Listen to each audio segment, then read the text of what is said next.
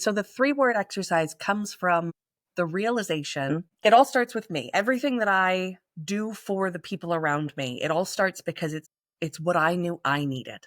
A bit of my history is I had built myself a very successful graphic design business that I hated and that made me miserable. And we have the capacity to do that as business owners. We can make all kinds of things successful by just charging through and barreling towards burnout because it's the practical thing to do. It's the thing that I'm supposed to want. It's the thing that I should be wanting because it makes sense for everyone else. This is what everyone else expects from me. So this is what I'm going to do. I couldn't do it anymore. I was working way too many hours. I was feeling so unappreciated in what I was doing. And I wanted more. I wanted deeper. That's where that human element comes from. Because with graphic design, I could create anything and then send it off into the world. And that was that. What I'm here for is deep, meaningful human connection. So that's what I do in my business now. And for me, my 3 words are kindness, creativity, and problem solving.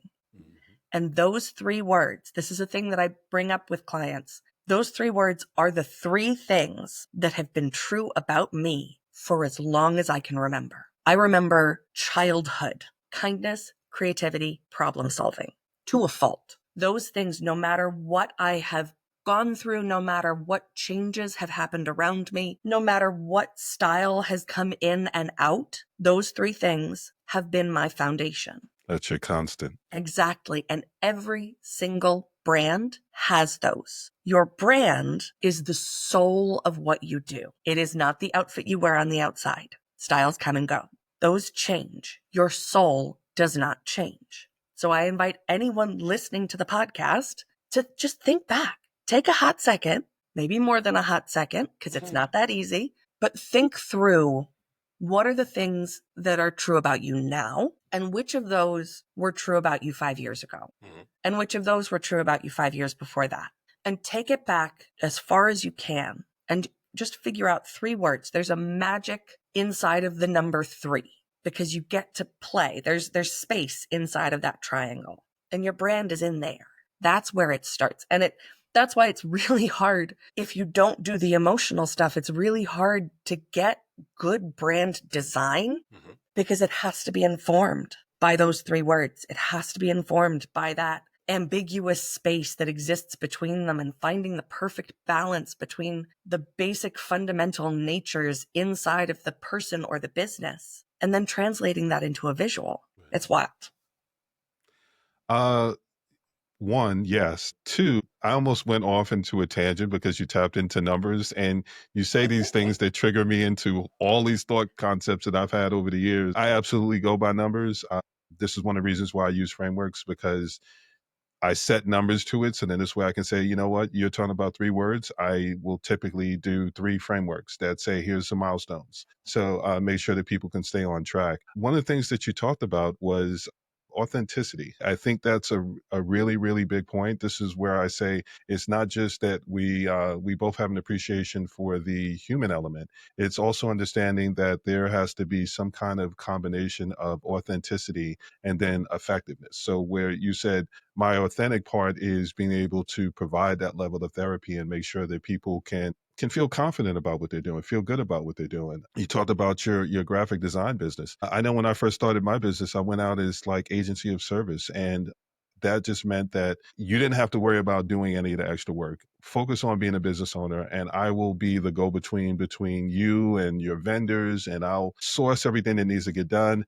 And it was something where I devalued myself in doing so, because it was, oh, well, you can do this. And, oh, well, I'll just send that to you. And, oh, I'll just send that to you. To go, you realize those are things that an individual person would need to know how to do. You know how long it took for me to learn how to be able to be that good at it so that you can say you don't have to worry about that. I was even attending meetings for people and closing deals and stuff, or setting it up so that they could close deals. And I wasn't charging anywhere near what I could. And I wasn't looking for the validation, but I wasn't seeing the results and things that I thought we could get by going through this, because I was doing it like it was almost like my business, but it wasn't my business. So I had to figure out that I need to actually take a step back. And that goes back to, it's not just about us and our authenticity. It goes back to the effectiveness. Is what I'm doing being effective? Is it me making it about me effective for the client, or is it me trying to see to me? So we have to be able to look beyond what it is that we want, and remember that we have to be solution orientated. So those three words are going to really matter on the authenticity side, but you still have to be able to pair that with the effectiveness, which I don't think there's a better way to sum it up to.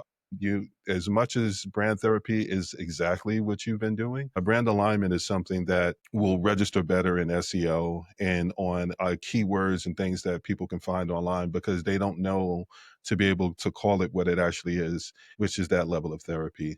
So I think it's important to be able to highlight not just the authenticity that you help people be able to get, because if you're not being true to yourself and it's not who you are, then it will feel like work. And if it feels like work, at certain points, you're not going to enjoy doing it. You're not going to want to do it. And why would you want to do something that you don't really enjoy doing? Not so much as an employee, but this is a career. This is a business that you started. So, like, you can't have off days. Those off days are going to cost you way more than what it would if you had an off day as an employee. As a business owner, you just can't do that. So I think it's really important to be able to cover that. Okay, well, now the next segment is pretty much from insights to impact. So we've talked about some of the insights. Let's talk about the impact that being able to make that change actually can do. You talked about it quickly, where you said, well, the moment I changed the name, I started getting clients coming in.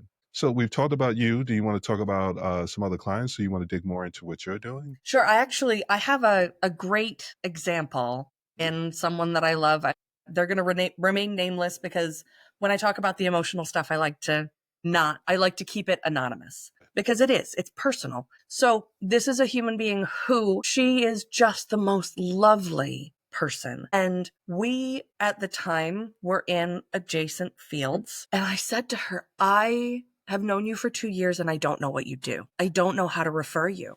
I don't know how to tell people about you because I should know. Like, this is my field. I should know what you do. But every time I try to get an answer out of you, it's so mired in jargon that I don't know that you even know. And that the reality is she didn't know what she did. And what's interesting is she had this very perfectly packaged business that was social media strategy. Okay. But what her heart wanted and what the universe had been leading her towards was mindset, mindful marketing. Okay. Letting your mindset guide your actions in marketing and connecting your humanity, which is obviously something I believe in, connecting your humanity to how you connect through marketing. And none of that made sense with the brand that she had built. None of it. Everything in this social media marketing business was very buttoned up, very gray and white, very corporate with a little bit of femininity, like a safe amount of feminine. And what I helped her to discover is that she didn't need to be pigeonholed into something. What she needed was space to grow. And that's been true for me as well. I have been on my own, as we all are. We're all on our own journey of brand growth. I was finding myself for 2 years, not making a lot of sales, not showing up in public very often, taking baby steps into what I thought my big future was, but without any real level of commitment. And the moment that I stepped back, reevaluated, and solidified the internal and external expression of my business and my brand, everything changed. The things that I say, the absolute basics inside of a brand, self-awareness and confidence. I was lacking both. So was this client of mine. Each of us, when we confronted this lack of self-awareness and this lack of confidence, everything changed. And me being who I am, it's going to happen in the most loving kind of way, because they call them growing pains because they're painful. And everyone deserves to feel embraced while they're going through painful growth. So yeah, it's funny. The people say that the foundation, as we touched on before, people say the foundation of a brand is logos, fonts, colors. It's like those are the first things you need to tackle. They're not. They could be anything. My logo, fonts, colors could be anything. But my business is still going to be me. My brand is still going to feel like kindness, creativity, and problem solving. I could choose a million different logos and it's not going to make a difference because this is my brand. This is who I am. And now, having done the work, I can confidently say it and I can know that it is 100% correct.